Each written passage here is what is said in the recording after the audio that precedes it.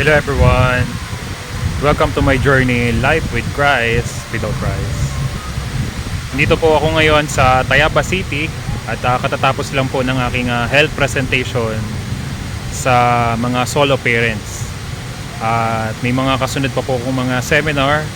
Ito po ay naimbitahan din po tayo sa General Assembly ng bawat barangay. Sobrang dami po nating mga invitation na dati halos 5-10 minuto lamang po ako pinagtotok, pero ngayon may mga experience po ako na hindi na po natutuloy yung mga meeting nila sapagkat napakahalaga po ng aking nagiging topic. Ito po, ako po talaga isang negosyante, pero ginagamit ko po ang aking hanap buhay para malaya po kong makapunta from different places, from different region, para makapag-talk po at may bahagi. Kasi sino po ang hihintayin po natin?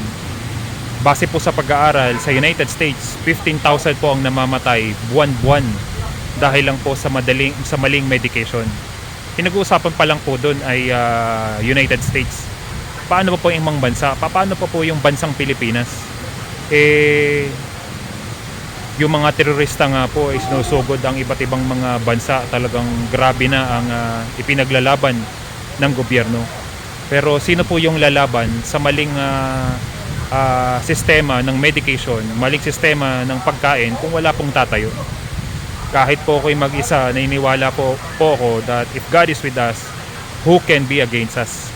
At samahan po nawa po ako ng Panginoon at aming company na bigyan pa po ako ng sapat na karunungan, kaalaman at lakas ng loob upang may sakatuparan ko po ang lahat po ng ito. At alam ko po, ilan po sa ating community at marami pa po ang magjo-join na talagang parami po ang natutulungan ng ating small community. And sooner or later, dadami po tayo na lalaban at patutunayan the